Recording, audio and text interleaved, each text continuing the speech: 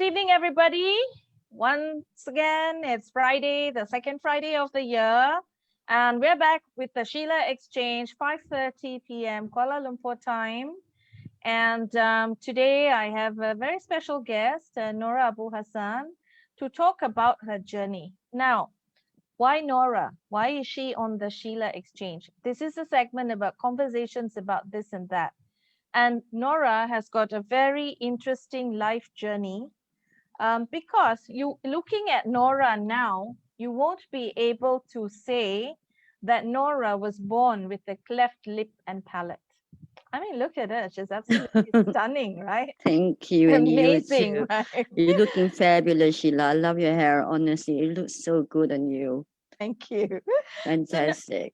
Nora spent her early years dealing with facial deformity. She was born that way. She went to school in Malaysia that way, and then she went off to university overseas in Australia. And she had multiple surgeries along the way. I think the first one from as young as 3 months old, when her parents sent her for surgery to correct the deformity. Of course, being a child, being having gone through something which is so obvious, like it's on your face, right? She went through bullying in school. She went through nasty comments from family members, pointing out to her, deformity, and that was enough to carry a lifetime of emotional baggage. So she had multiple surgeries and sort of transformed herself inside and out. And for many years, she kept the fact that she had this, was born with this deformity from a lot of people, to the extent that even her husband at that time, she never told him about it. She never told her children about it until they were much older, and many of her close friends didn't know about it. And then one day she said, enough, I'm going to talk about it. And talk about it she did in her book, Born to Smile, which I have read, by the way, and which intrigued me enough to invite Nora to come on the Sheila Exchange and tell her story. So you see behind Nora that poster. Looking at that poster, when I looked at the book, the first thing I did was look at the cover and say, what deformity? Where? She looks perfect. But then I'm going to let Nora tell you about her story. Nora, you've written about your experiences in the book. Um, so many of our audience members may not have read the book. Tell us a little bit what it was like growing up with a cleft lip and palate. All right. Firstly, I would like to say a big thank you to you for inviting me and having me on this spectacular show. I really do appreciate it. And Happy New Year to all of you and all to the viewers out there listening to us. Thank you for having me and thank you for listening in. Well, Oops. when you're a child, you're talking about when you're a teenager, when you're talking about when you're a young adult, and of course, when you're an older adult. As a child, it was, I would say it was painful, okay, because having a cleft lip and palate, the revision or the refinement or the repair work is a gradual process. It doesn't happen overnight and it doesn't happen just in one surgery. In the book, I wrote that I myself had to go for about 8 to 10 surgeries to repair my cleft lip and palate. But before that, I would like to say, just to explain a little bit about the variations of a cleft lip and palate. Some people are born with a cleft lip. Mm. Their palate is intact. Some people are born with a cleft palate, but if you look in the front, their lip is intact. Some people are born with a unilateral cleft lip and palate, where you have a break on your upper lip, inside your palate, going through your nose, which our condition is a bilateral cleft and palate, where you have two split on your upper lip and two split in your. So as a child, growing up with the We seem to be not easy, experiencing some connection admittedly. problems. Mm. So it wasn't Yes, easy we for are you. actually. Yeah. It wasn't easy for me, yes, because yeah, the internet connection is unstable right now. But can you hear me, Sheila? Yes, I can hear you. I can hear you. Can you hear me? Yes, Okay, I yes, can. yes. Okay, so Nora, you had really very Because carry on. because I was saying when you have a clapping and palate, there are two sides of the operations. Yeah, one is the repair work and one is the refinement or the revision work. So your initial repair would only repair your cleft and your palate, but your nose would be somewhat not, I would say, normal in the eyes of society. The revision or refinement can usually be done at the age of 17 when your face starts growing. So Mm. most of us having a clapping and palate to further refine and revise the work needs to be done at 17 years of age and above.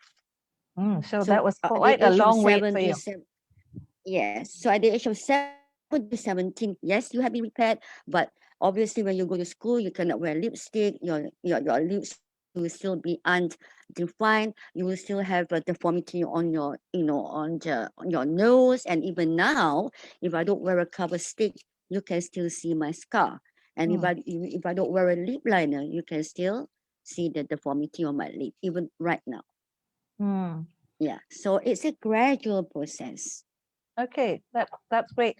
Now, your parents were really very pragmatic and very proactive in their approach. I mean, after the initial, I don't know, reaction, they just, your mom and your dad. Your dad was a well-known politician. Your mom was constantly by his side, a political wife.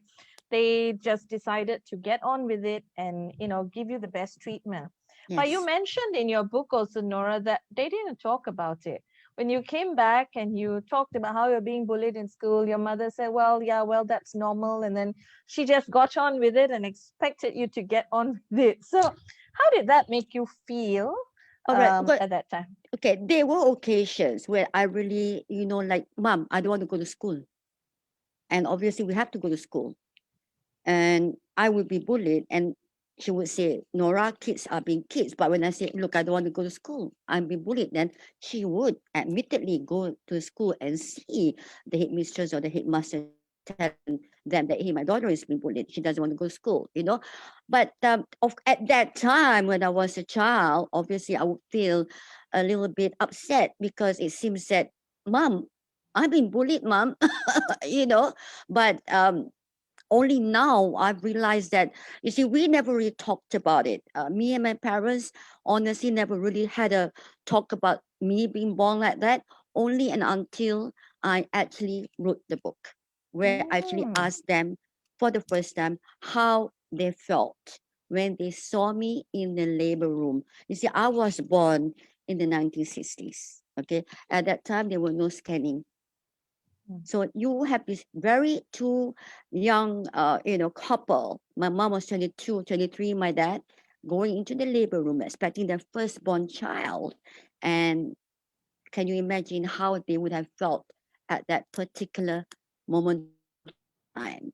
And admittedly, when she had me, only now that I'm open about it, she tells me that there were some relatives that, were discriminating or said some unpleasant things, even things like, hey, you're the one that causes your child to be born like that. So it brought her a lot of emotional, I would say, uncertainty. I mean, she felt that she was the person that was to blame. No, now we know that it's not, but that's how society is, Sheila. And Mm. she herself didn't know how to react at that point of time. So maybe at that time, the only way was not, let's not talk about it. That's why when I always do Facebook Live, I always advise the mothers now that talk to your children about it.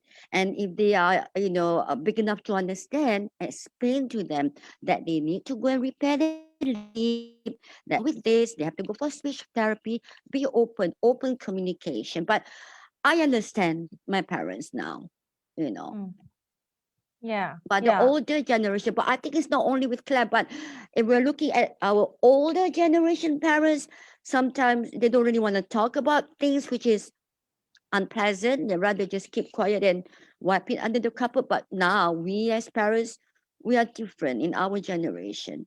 Yeah. No, I totally agree with you, Nora, because today with social media, Mm. everything's kind of out in the open. People's lives have become like out there in the public domain. Even if you may not be a public figure, it might be a quiet person like having your life, but putting it on social media, suddenly, you become fodder for everyone to talk about, right? So, so I do believe that, yeah, it's great to talk about it open. And I think what you're saying is so true that whenever parents have children who are born with any sort of deformity or autism or anything like that, Anything. they should not be taking on that blame or the response. It's not their fault, it is just what it is. Precisely. And what struck me, Precisely. I once heard Nick Vujicic speak live, the guy with Yeah. no arms and no legs. And Yeah. what he said was that, like he was bullied, he went through life, he questioning, he wanted to kill himself and all that. But at some point, when he began to start giving talks about his own experience and found that it was just connecting with people, he said, I am no accident. There is a reason I am like this, For right? sure. For sure. Everything And happens for a reason, Sheila. yeah. Everything happens for a reason. And, And I and told so my mom that, she, because of the, sorry, because of people around her, perhaps, saying that, you give a child like that. So she felt it as a young mother. And I told mom, it's not your fault. mm, And I still have, because since I did the book, I know a few mothers and young adults having, mothers having children with the cleft and palate. And they come and tell me that even right now, some people are still blaming them. I said, no, it is not your fault. This is what God has given us. yeah, that it That's there's a it. purpose, there's a reason for that. There's And always it is ridiculous to be blaming parents, for however the children turn out. As a very old school, archaic, what you say, zaman purba punya thinking lah, that one. that is why we Kan? are trying to change. We're trying to change people's values about things, attitudes. We try to do it slowly. But like I said, even right now, some mothers are still calling me and telling me that, perhaps their in-laws blame them or whatever it is. It is what it is. Yeah, this is just so sad for mothers like that. Now, Nora, I can Mm, understand why, you just kept it very quiet. Because I'm sure already, when a visible cleft lip palate and, your speech and all that being affected, already people, treated you differently.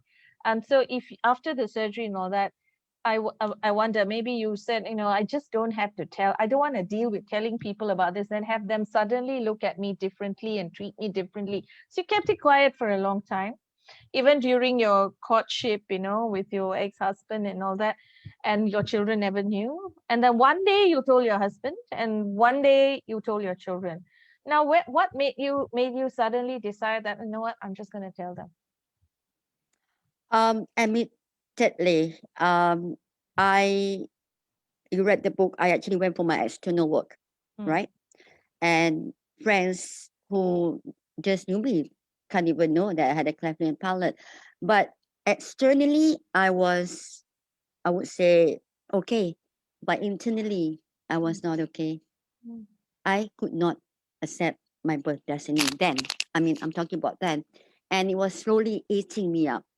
And I think it came to a situation where it affected my relationship with my children because I mm. was angry at myself.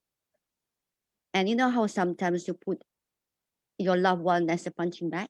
Yeah, you And project it I, on them. yeah, we do. Sometimes we do. And I said to myself, no, I cannot do that. And I knew I was angry at me. And I knew why I was angry because I could not accept my birth destiny then. So I said to myself, hey, you know what, Nora? You need to do something about this before you explode.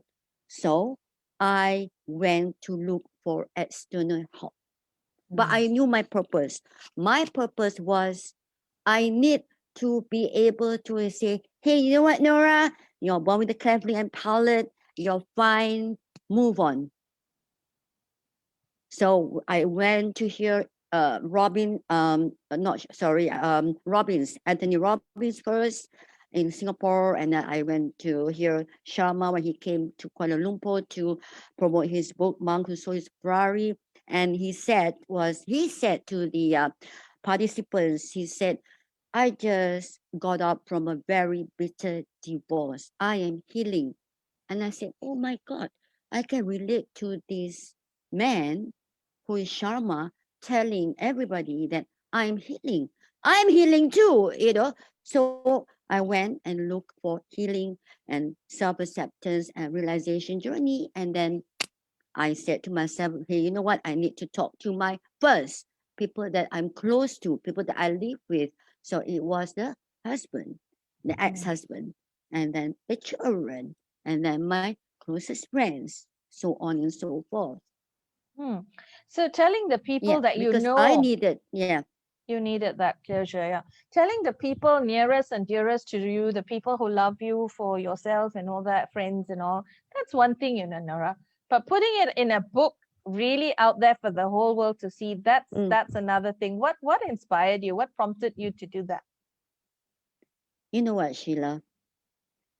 If I were to go back to my 7-year-old child, where I was feeling in the book, I said unworthy, scared, sad.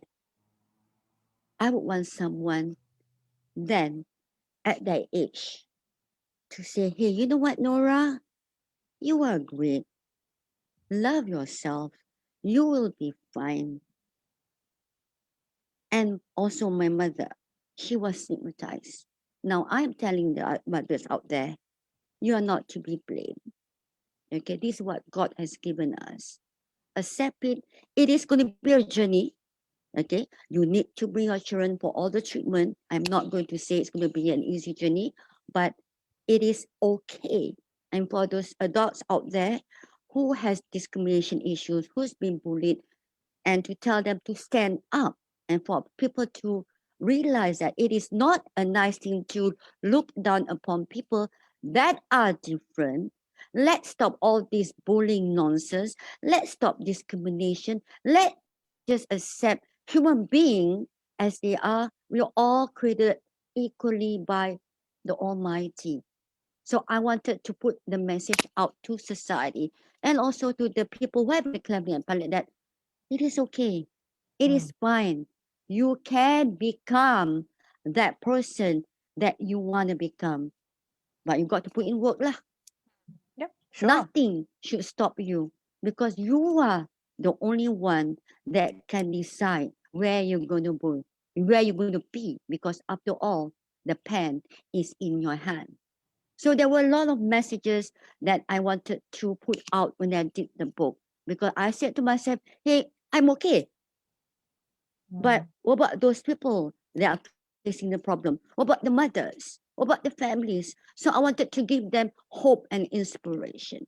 And also, of course, the anti-bullying and the anti-discrimination and all that messages that came along with it. Yeah. Hmm. So basically, Nora, writing the book was finding purpose in your pain, right? You know what? You know, I love Oprah's quote. She said, use your pain into wisdom. Hmm. Hmm. Okay. But I'm Right. not going to say it was an overnight journey. Sure. Okay. I'm not Hmm. going to say, oh, well, oh, okay, I'm good. No, no. It was a process. But Hmm. I knew I had an issue with self acceptance. And I'm going to say this if you need to seek external help, do it. Hmm. But even when you go out and seek external help, you yourself have to pick yourself up because people outside you can only help you to a certain extent. But you have to make the decision to say that, hey, I need help. I'm gone there and I am going to get up again. Hmm. Great. Yep, yep. It actually comes back to you. And I Yourself. suppose, yep, yourself writing the book, I suppose, would give inspiration to other parents as well as children who are born with the same condition. Now, what was the reaction from your book, from those who knew you but didn't know about the cleft lip and palate, and from those who didn't know you, from those who had similar conditions generally, what was the reaction to your book? Well, before that, there were a couple, one or two friends, when I told them I wanted to do the book before the book even came out. Their reaction was, why?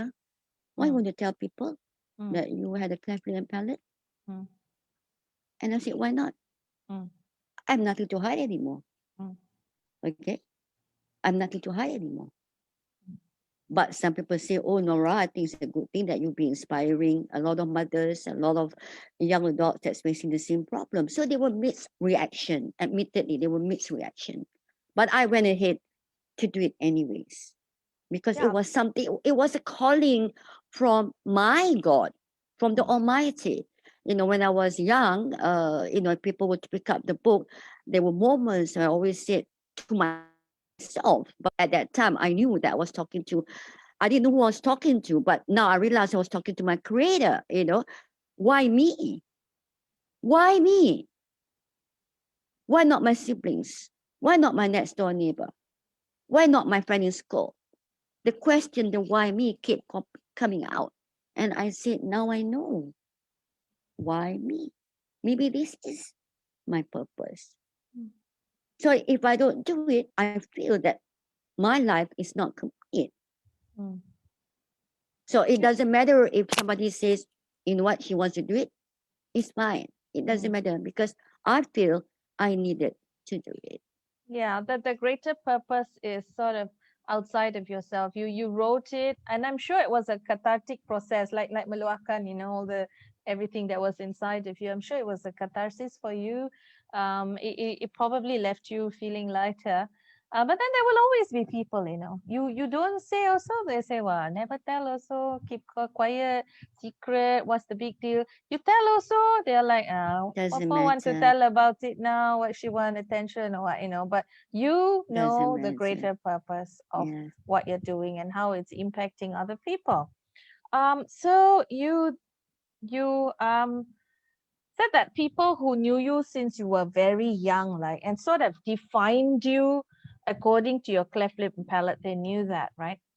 Do they acknowledge your accomplishments now? Are they looking at you saying, people that are they still saying, oh, that is, Anna and Dr. Abu Hassan, who's have got the, cleft lip and palate, or like you wrote in your book, right?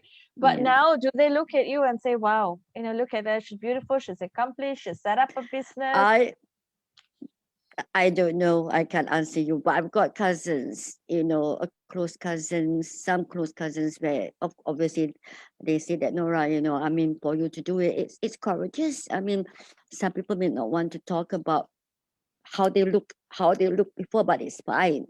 Hmm. It's fine. And I want to say it out loud. If I had a picture of me without the surgeries, I would put it in the book. But Hmm. my mother didn't take any pictures of me before the surgeries in the 1960s. Yeah, So I was kind of wondering about that because I I was know, very curious. yes, that Looking the at you my now, mom, I can't tell. And I'm like, hey, how come she didn't put pictures? That's very that interesting to the note, that right? the I had a baby. There a few one or two baby photos. Right, one with my mother, and then one with my great grandma. When my mom and her cousins were sitting on the swing and all that. Uh, there was a small. My great grandmother was holding me. I asked my mom. She said she didn't take any photos of me before the surgery. Why do you If think she I did had it, that? Was it to protect you, Nora? maybe perhaps, or maybe she just was not, you know being a mother, being told that you have a child like that, it is not easy. She was only 22. Yeah, yeah. I don't blame her. You know what I mean? I don't blame her. Even now, some mothers still come to me and tell me that they feel whatever it is. But I hope that people now, I see that there are a lot more changes because I belong to a Facebook social group, cleft and palate, and the mothers now are very positive. They are putting pictures of their children before the surgery and after the surgery, and showing to the world that, hey, my child is born with the cleft and palate. Wish her all the best. She's going for surgery, and I mean these people are amazing. I salute them, and I think slowly people are changing, but you can't blame my mom in the 1960s though. No, I you don't know at all. I would like to think that being as what you have written about your mother, I know she's very pragmatic and she was in, the medical line and all that. And so she was a nurse. yeah, she was a nurse. So she was very pragmatic and she probably thought, there's no need. She's not going to be like this forever. So why do we want to record that? Having said that, kudos to your mother. I think she's probably been a real great pillar and tower of strength to Oh, you. so much, so Is much. she watching this? She doesn't have Facebook, but I'll usually send her the replay. She Auntie, was only great job. 22. Great She's job on your only daughter. she was thanks, mom. I know. She was only 22 when she had me. Mm, Very tender age. very tender age, yeah. But I Yes. think she did very well by you and, seeking the best Thank treatment, you. doing all her reading up, her education to, get you in that whole process of treatment and treating you really normally. And because, I noticed that over here where people knew your parents because, father was a famous politician and all that. So people would have said things. But when you went off to Australia, everyone just treated you in Brisbane, right? I was in Brisbane, yes. Everyone treated you like normal over Oh, there. And okay. I already had my repair work, but I didn't go my revision yet. okay, so but adalah maybe sikit-sikit, right? People who like looked at your way, but you had friends. You had a pretty normal life there Yeah, and yeah, all that, yeah, right? yeah, yes, yes, yes. But being a woman, like I said, the refinement will only come up to age of 17. So, Nora, writing the book, the process of writing the book, what was it like for you? Was it painful? Did you cry? Did you rejoice? Was there mixed feelings? Cry one time, laugh another time? How You was it? know, the only time I was excited because I already accepted myself. Remember, that was a decision that I made prior to writing the book. I already knew that, hey, you know what, I am going to write the book. So I was excited doing it. The only time that I cried was when I interviewed my parents. I wanted them to, express their emotions as to how they felt when they saw me for Like the that. first time in the labor room. And a week after I interviewed my father, he passed on. I'm so sorry. And I'm emotional when I talk about him. And yeah, Hmm. he did. And he actually never saw the book being published. But you know what, Nora? It Yeah. doesn't matter. I think Uh, very proud of you and the yeah. woman that you've become and the book It, that you had the courage to write. And it, if he was here now, he will be just, probably sitting and watching this and reading your book over and over again and buying 1,000 copies to give away to people. yeah, I know. But the fact Yeah. that, you know, I cried because when I asked them how they felt, and for a young couple, I think it was quite shocking for them. Um, I cried then, and then when he passed away, he never saw the book. It's okay. Yeah, Yeah, it's okay. But his quiet strength and support throughout the comes through so well in the book, both your parents. So that's a good I'm not depiction. crying because of the cleft. I'm crying because it's my dad. Whenever I talk about Him, him, of course, of course. Yeah, yeah. He was a and good he man, your left dad. us, and he left us suddenly. There was no indication of he wasn't unwell like that, and he was with us at 5 p.m. on the chat group. At 8 o'clock. He left us, so it was quite shocking to the family. Maybe he waited to have that conversation with you, and then he left. He Yeah, left with a clear heart, clear conscience. He just wanted to tell you everything, and then he went. And I think that is good in a way, good closure that you had. Imagine not having talked to him, and then if he had left, then and you just kind of left with all Yeah. these unanswered questions, right?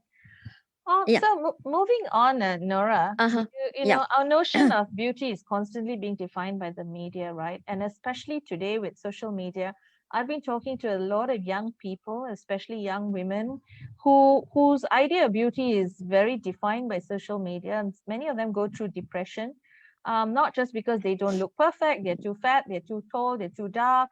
Also, you know, their faces are not perfect, their hair is not perfect, they're not thin enough. They're constantly being measured up to what picture you post, got somebody to comment, nice or not nice, whatever it is, you know. What do you think of this? You know, that you know, largely, although there are many companies out there who've tried to sort of change things a little bit by putting women who don't fulfill the norms of beauty in their advertisements, you know, dark skinned women, women who've got skin issues and all that, disabled women, wheelchair bound women, they've done that. But then there's still a whole heap of advertisers out there who are saying, oh no, you're not perfect enough, you're not thin enough, and all that. So those norms of beauty being propagated out there by companies and so on, what do you think we can do, you know, society can do, people out there listening, reading, what can we do to sort of take this back into our own hands, that beauty is not necessarily in a perfect package? What are Uh, your thoughts about that? First and foremost, I don't think perfectionism exists. Absolutely. Do you agree with me? I totally agree with you. There's no such thing as perfect. Mm. Okay. And obviously, people like to look at pretty things. And obviously, as a woman, 99% women out there would love to look pretty and nice. You know, it is, I would say, quite standard if I say that. But let's try to understand that beauty is not just external.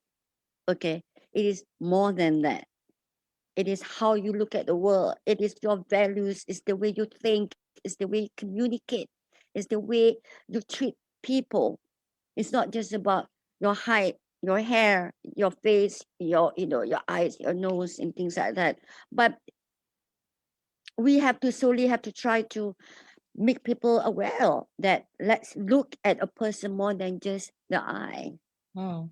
Yeah, just not look at people as more than the external appearance and what they wear and It's how they more than look. it's more. But memanglah semua orang nak cantik. Itu tidak dinafikan, betul tak?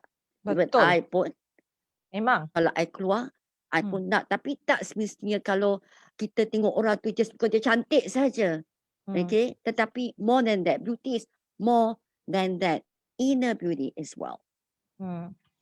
You are absolutely right. I mean, I don't think there's anything wrong in going out and And looking dressing up, nice. doing your hair and looking beautiful and wearing beautiful clothes. I'm with you there, sister. Really, Yeah, I'm with you there. yeah, admitting, right? Obviously, isn't it? When you Yeah, go out, you want to go do your hair, you put your extra makeup, wear your nicest earrings, whatever color, your nice dress and all that. yeah. But it It's doesn't, important. yeah, Hmm. but it doesn't, let's just, Define you. It doesn't yeah, define you. it How you doesn't look define doesn't you. define It you. It shouldn't doesn't define you. define you. What's inside defines you as a The whole person, package. Yeah, the whole I package. really think we need to work harder at getting this message out to young people, to women everywhere. You know, I I have women who come and tell me that, uh, you know, my relationship broke up. I'm like, why? Because my mother-in-law said to be, Because my prospective mother-in-law said I'm too fat, I'm too dark. I come from an Indian background, right? So, you I know, skin faham, color very important, you know, in the Indian community, for I example. So faham. yeah, so I've had so Yes, many women say, yes. yeah, easy for you to talk like you don't know what it's like, you know, when your prospective mother-in-law or your aunties come and tell you why she's so dark. And I think that's horrible. I think that's really, really so horrible to go and tell a woman I you're understand. too, right? You're too dark, you're not beautiful It's enough, not, you're not it is tall not. enough. It, you know what? I mean, after having said that, I'm not going to mention him. I know a cleverly and palate male adult. Okay, not myself. The story. He was going out with a girl. The girl was not having a CLP, And then he went and see the girl's brother because the parents both passed away. And the brother says, of course, maybe they wanted to, take the relationship to a higher level. And the brother said, I'm sorry, we don't accept you because you have a cleft lip and palate. That's terrible. Would you believe that? No, no, I'm telling you, it is what happened. There are still people like that. This is the 2020. Mm. Because why? Quote is, we don't have orang yang macam tu dalam keluarga kita, jadi kita tak boleh terima you. That's terrible. I know. That's why when I talk, I say all this. Mm. Yes, we do know, again, that doctors did say that, okay, the causes of cleft lip and palate is unknown, all right? But genetics plays a role. Mm. Okay, my kids could have had a cleft lip and palate, my 3 children, cucu whatsoever, but that doesn't mean that if you have a cleft lip and palate, your children may We'll have have a it. cleft lip and palate. May not, yes. Mm. Okay, but for a person to tell that person that I'm sorry, we cannot accept you as our family because you have a CLP and we're worried that maybe we have another CLP child in the family. I'm like, come on. Yeah, that's So what really, do you really, do? yeah. What do you do? And mothers coming to me and telling me that the kids are still being bullied in school. Mm. The 7, 8, 9-year-old where they only gone from the repair work but not revision yet, going to play out in garden. She is still being called names. Friends at school or peers, not friends, are peers at school, Mm. neighbors' children, even cousins. So is this what we want? Mm. Is this what we want? So So, yeah, so Nora, you were born in a reasonably sort of well-to-do family, well-placed family. Your father was a politician. They had recourse to medical care here and overseas and so on. And then you were able to, lead a relatively normal life, a privileged life, go overseas to study, come back, start your own business, and so on. But there are a mm, lot of kids, children born into families that are not as blessed, fortunate as yeah, yours. What yes, cause is there? What solutions are there out there, yeah, sort of in the Malaysian scenario for people like this? Where do they go? How do they get yeah. started? That's a very good question because you do know that the government hospitals give free funding for these operations. Fantastic. Yes, okay. So the mothers out there who are not viable financially, obviously, if you are able, you can go to the private hospitals. If you're not, you can go to the government hospitals. All you have to do is just go to the nearest GP and get a letter of referral from the GP saying that my baby is having a CLP and he or she requires Surgery. letter, and you can go to these hospitals which actually have funding, this treatment available. Is Kuala Lumpur Hospital, all right, University Malaya Medical Center, Mm. University Kebangsaan Malaysia Medical Center. Our connection is A bit, stable, yeah, unstable. unstable. Yeah, okay. Okay, Shah Alam Hospital UITM di Sungai Buloh, Angkatan Tentera Tuanku Mizan Hospital. They actually provide free funding for Oh. these children. That's useful information, Nora. Yeah, Thank you. I mean, for those listening, even if you do not have a child with this condition, you might have family members or know family people, friends with who have children with yeah, this condition, just born and don't know what to do. That's very useful yes, information. Get a GP's letter of referral to one of these hospitals and make your yes, way there. yes, There is yes. always hope, right? Oh In yes, every situation. for Nora sure. over here, you're listening to her. She's a perfect example of, how Thank you you. can go through the process Yeah. and lead a normal life, not just a normal life. You can go out there, get married, have children, have a grandchild. Don't look like a grandmother, by the way. Thank you. Then and then Yeah. write a book, inspire people, and do Thank all you. these things.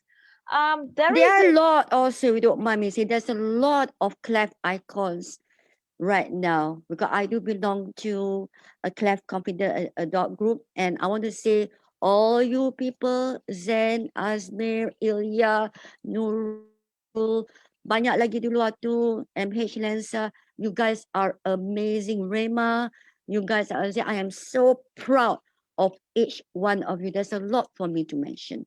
We do belong to wow. a chat group, and they are also strong and positive and giving positive, positive affirmation to each other. Well done.